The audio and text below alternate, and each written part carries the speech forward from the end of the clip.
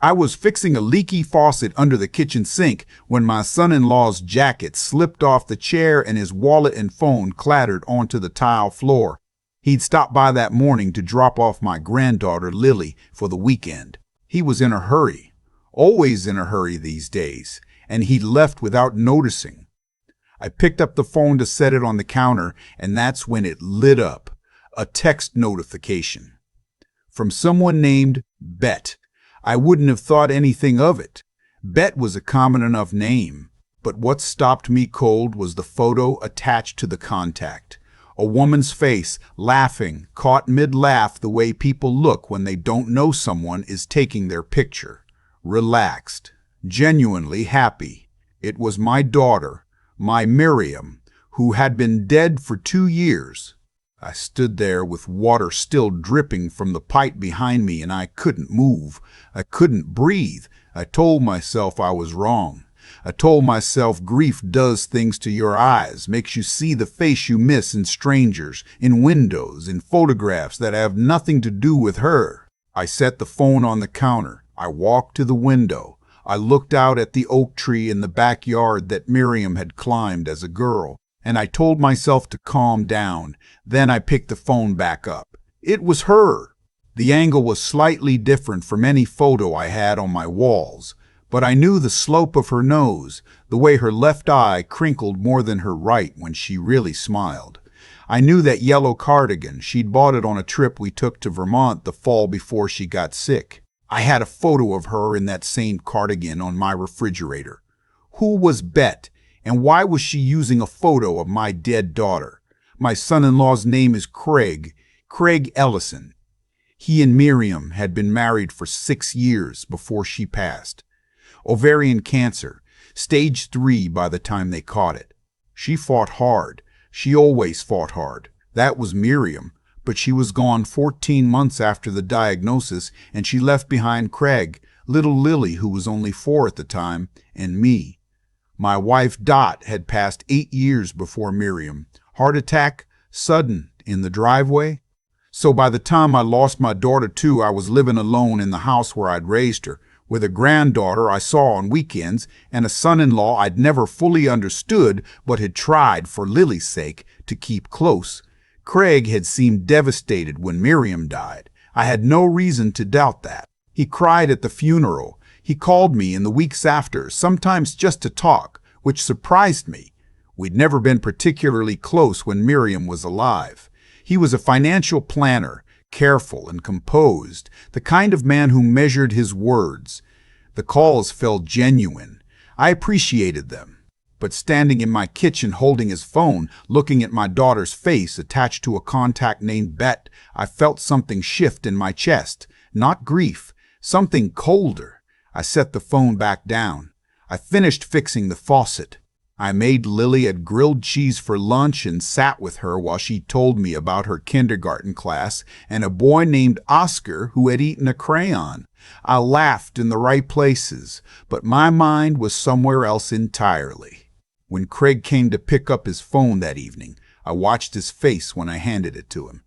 He glanced at the screen, the way you do automatically, checking for missed calls, and I saw something.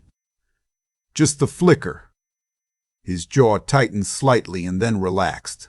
He slipped it into his pocket and said, "Thanks, Art. Sorry for the trouble." I said it was no trouble. That night, I couldn't sleep. I lay in the dark and tried to come up with reasonable explanations. Maybe Bet was a cousin of Miriam's I didn't know about, someone who happened to look similar. Maybe it was an old photo Craig had uploaded from Miriam's albums, and it had defaulted as a contact image somehow. Maybe I was a grieving old man seeing things, but I kept coming back to the name, Bet. Not Miriam's cousin or any real name. A contact saved deliberately as Bet with my daughter's face. Over the next 2 weeks, I noticed things I hadn't let myself notice before. Craig had started dressing differently in the past few months. New jacket, new watch, the kind that costs more than a car payment. He'd mentioned casually, the last time I saw him, that he was thinking about taking Lily to Scottsdale for a long weekend. Craig had never been a Scottsdale type. He used to clip grocery coupons and drive 40 minutes to save $8 on tires. That was the Craig I knew. I have a neighbor, a retired man named Gus, who spent 30 years in insurance investigations before his knees gave out.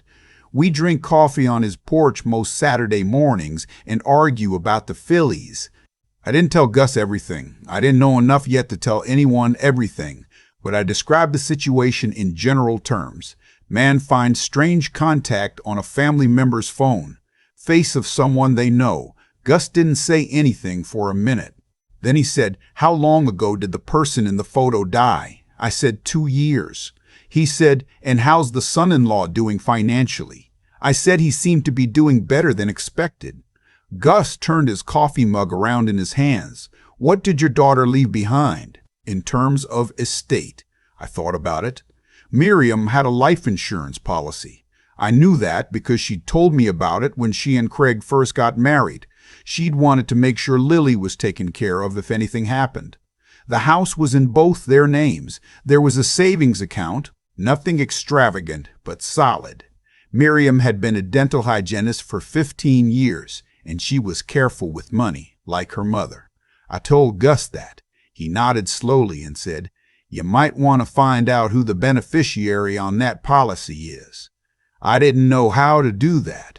I'm 67 years old. I retired from the water department 4 years ago. I am not an investigator, but I have a nephew, my brother's youngest boy, who works in insurance in Hartford, and I called him that night and explained the situation without explaining all of it, and he told me what to look for and how to ask for it. It took me most of a week. But I found out. Miriam had taken out a life insurance policy for $400,000 when Lily was born. The original beneficiary was Craig, with Lily listed as contingent. That was standard. That was what I would have expected. What I did not expect was that the beneficiary had been changed 11 months before Miriam died. The new primary beneficiary was a woman named Elizabeth Cawley. I had never heard that name in my life. I sat at my kitchen table for a long time after I read that. Outside, the oak tree was losing its leaves. I watched them fall, and I thought about my daughter in those last months. The treatments, the exhaustion, the days she could barely lift her head. I thought about Craig sitting beside her hospital bed. I thought about what kind of person could sit beside a dying woman and already have redirected her insurance policy to someone else. And then I thought about the name, Elizabeth. Bet. It is a common nickname for Elizabeth. I called my nephew back. I asked him if there was any way to find out more about Elizabeth Cawley.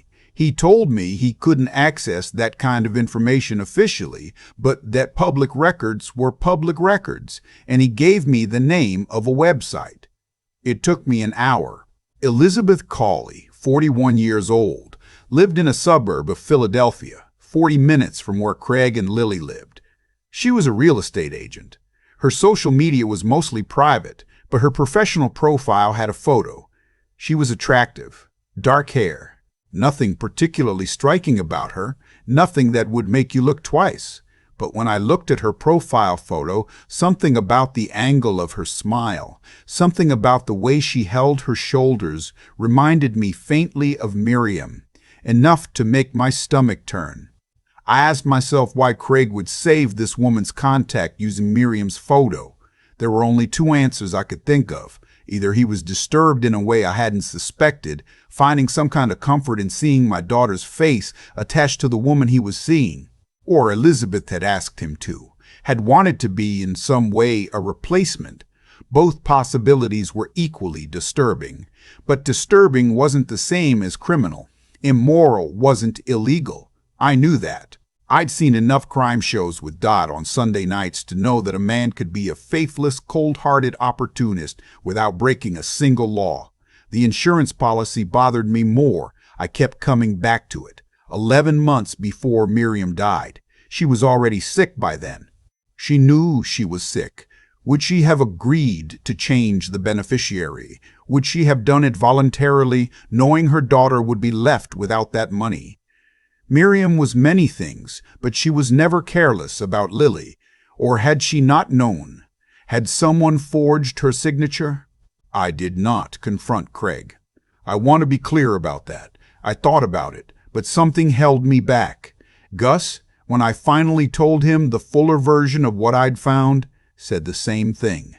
Don't tip your hand.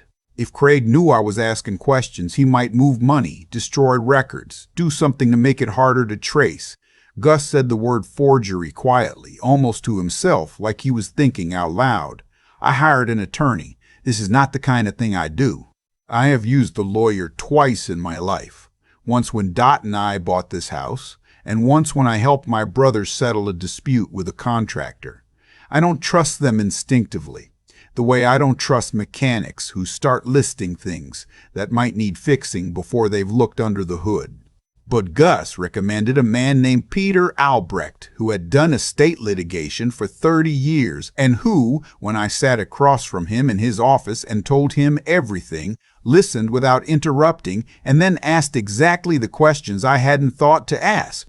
The most important one, had I ever seen Miriam sign anything in the last year of her life that she seemed uncertain about?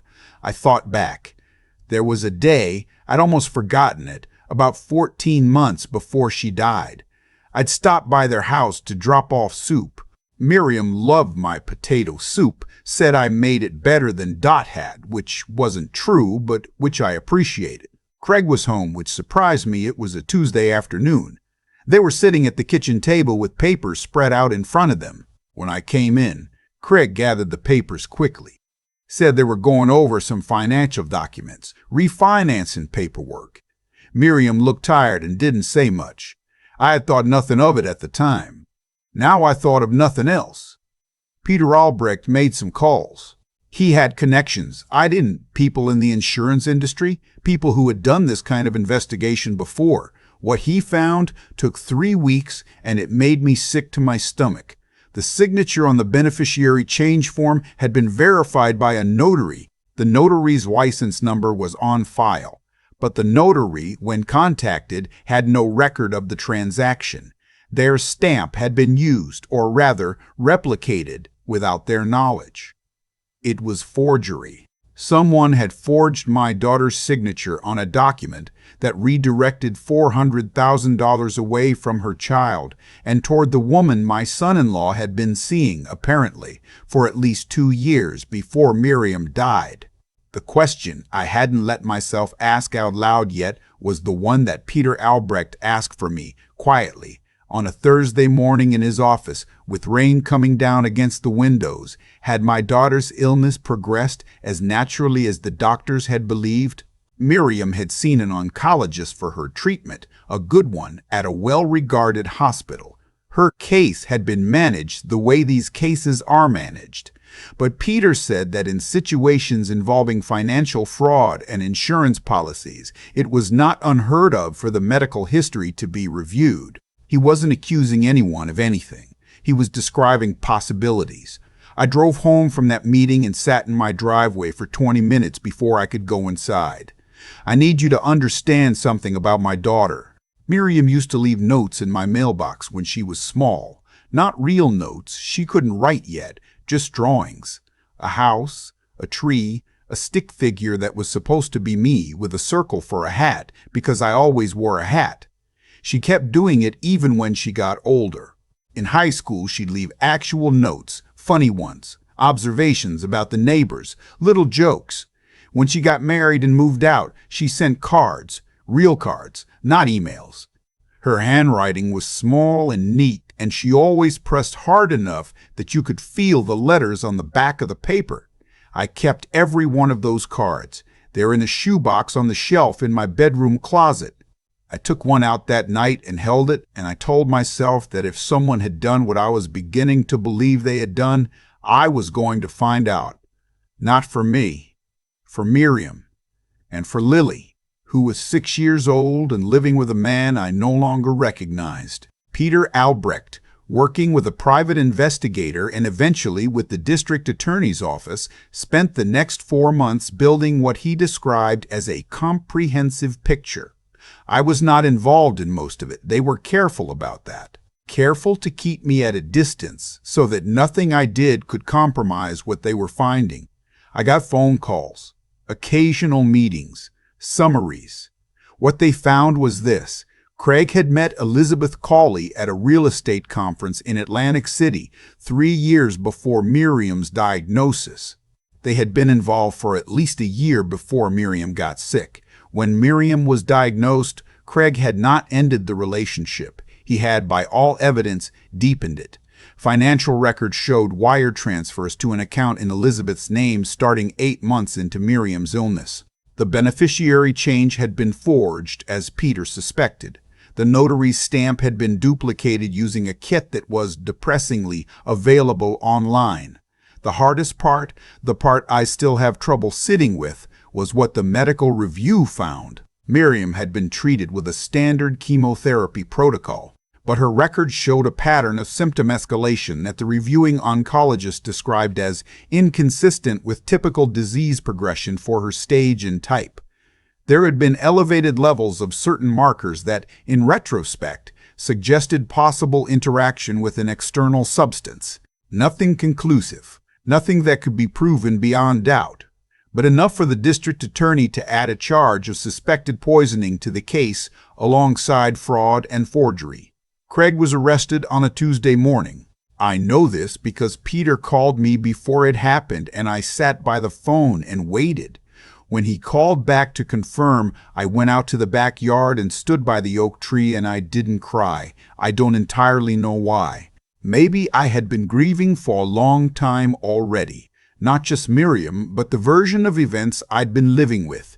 That she had simply gotten sick. That it had simply been one of those devastating things that happen to families. That there was no one to blame. Losing that version was its own kind of loss.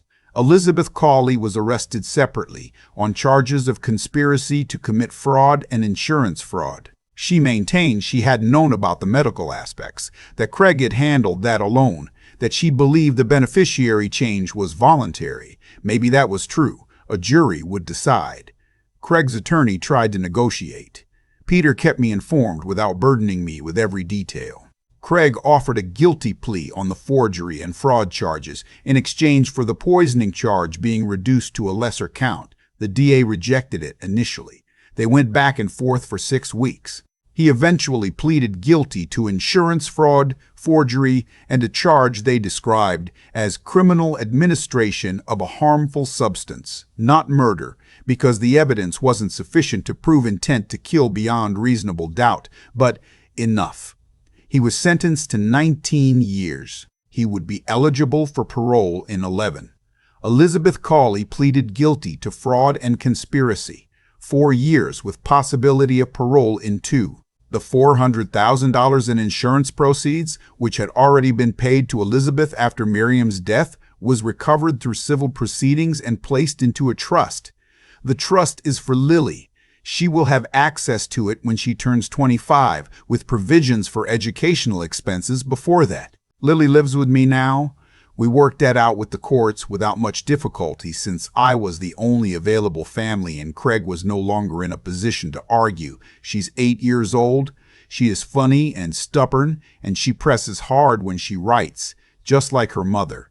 We have a routine. School, then my house, then homework at the kitchen table, then dinner, then whatever show she's decided we're watching this week. She sleeps in what used to be Miriam's old room, which I repainted pale green because she said she wanted it to look like a garden. I haven't told her the full truth yet. I've told her that her dad did something wrong and that he has to be away for a long time because of it, and that none of it was her fault, and that she is loved so completely and without condition that there aren't words big enough to hold it. She cried the night I told her. I held her and looked out the window at the dark and thought about Miriam leaving notes in my mailbox. Some mornings, Lily comes downstairs, and before she says anything else, before breakfast or good morning or any of the ordinary words, she says, "Pop, Pop, I had a dream about Mom." And I say, "Tell me." And she does. I don't have a tidy conclusion for you. I don't have a lesson that wraps everything up cleanly because life doesn't work that way, and anyone who tells you it does is selling something. What I have is this. I fixed a leaky faucet on a Saturday morning and picked up a phone off the floor, and in doing that, I found out that my daughter's death was not entirely what I had believed it was. I found out because I paid attention, because I didn't convince myself to look away, even when looking was the hardest thing I had ever done. I am 67 years old. I live in the same house where I raised my daughter. I have a granddaughter who sleeps in a pale green room and tells me her dreams at breakfast. Some days that feels like enough.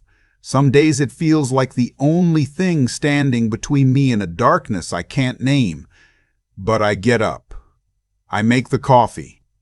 I wait for her on the stairs, and every morning, without fail, she comes down. I've had a lot of time to sit with all of this. More time than I wanted, honestly.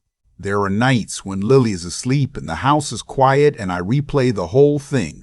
The phone on the kitchen floor, the face on the screen, that first cold moment when I knew something was wrong but couldn't name what it was yet. I think about all the times I talked myself out of trusting that feeling. All the times I almost convinced myself I was just a grieving old man reading things into nothing. That's the thing nobody tells you about betrayal. It doesn't announce itself. It doesn't come in looking like what it is. It comes in looking like a Wednesday morning, like a jacket falling off a chair, like a name on a phone screen that doesn't quite fit right. You have a choice in that moment. You can set the phone down and go back to fixing the faucet, or you can stay with the discomfort long enough to ask the question you're afraid to ask. I almost chose the first option. I want to be honest about that. What I've come to believe after everything is that paying attention is an act of courage, not the dramatic kind, not the kind that looks heroic from the outside. The quiet kind, the kind that means you don't look away just because looking is uncomfortable. Craig counted on the people around him to look away. He had been counting on it for years, and I almost gave him exactly what he needed. What stopped me wasn't anything extraordinary about me. I'm a retired city worker who fixes his own faucets and argues about baseball on Saturday mornings. What stopped me was a specific, ordinary love for a specific person. Miriam, who used to press so hard when she wrote that you could feel the letters through the back of the paper. That love made the question worth asking. That love made the discomfort worth sitting with. There's a version of this story where I set the phone down, where I told myself I was imagining things, where Craig spent his life quietly spending money that belonged to my granddaughter, and Lily grew up never knowing what had really happened to her mother. I think about that version. I think about how easily it could have been the one that came true. Instead, Lily is asleep upstairs in a pale green room. She has a trust fund she'll access when she's 25, built for money that was always meant to protect her. She tells me her dreams at breakfast. She presses hard when she writes. What you do with the moments when something feels wrong. That's character. That's the thing that separates one outcome from another. Not luck, not circumstance, just the willingness to keep looking when every instinct says it would be easier to stop. Craig made choices, one at a time, over years. So did I. His led where they led. Mine led here, to this kitchen, to this morning, to the sound of small feet on the stairs. I'm 67 years old. I have learned, later than I should have, that the people we love deserve our full attention, not just our warmth, but our eyes open, our questions asked, our willingness to stay uncomfortable on their behalf. That's all I have. It turned out to be enough.